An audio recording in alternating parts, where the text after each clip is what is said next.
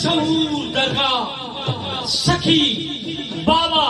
इब्राहिम शाह जे पांदिड़नि खे दिल जी गहराई सां भलीकार कयूं था ऐं गुज़ारिश कयूं था त हीअ सखी अव्हां जो सखी आहे, अव्हां जे शहर जो सखी आहे, त पोइ अव्हां बि सखी जो हेठि वेही वञो। सभिनी दोस्तनि खे गुज़ारिश आहे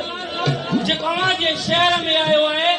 इहो सम्झी त मोरे जा माण्हू ॾाढा मोहबती आहिनि, मोरे जा माण्हू ॾाढा मिठड़ा आहिनि ऐं मोरे जे माण्हुनि में पंहिंजाइप आहे, कुर्ब आहे, मोहबत आहे, त पोइ अव्हां बि मोहबत जो इज़हार कयो, हेठि वेही वञो, महिरबानी। सखी इब्राहिम शाह जे हिन सालियाना उर्स मुबारक ते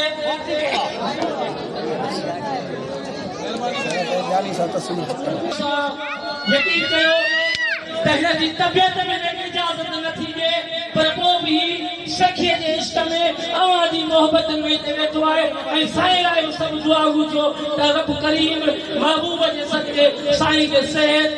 शफ़ा, तंदुरुस्ती ऐं वॾी बीमार ॾिए त साईं अञा सखीअ जा उर्स इहे शाना बशाना मल्हाईंदो आहे। हिते आयल बावई सऊद वेठो आहे, शायद शेख बि वेठो आहे, सभु दोस्त वेठा आहिनि ऐं असां सभु सिजा सरदारी बि वेठो आहे, जेके दोस्त सभु वेठा आहिनि असां सभिनी खे हिते दिलि जी गहराई सां भलीकार कयूं था। पहिरियां सिर जो सांगोला, पहिरियां सिर जो सांगोला, पोइ इश्क खे हथड़ोला। ही उहो इश्क आहे जिते सिर जा सांगा लहणा पवंदा, राशिद नवल बि वेठो आहे जेको सॼे शहर खे चांहि प्यारे चुस्त कंदो आहे। असांजो महबूब फनकार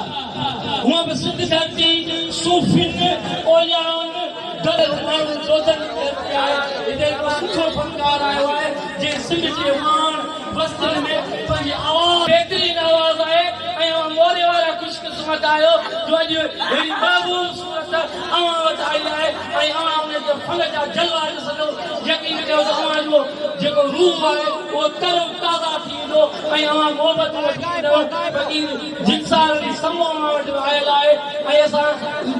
फ़क़ीर जिनसार समूह खे गॾिजी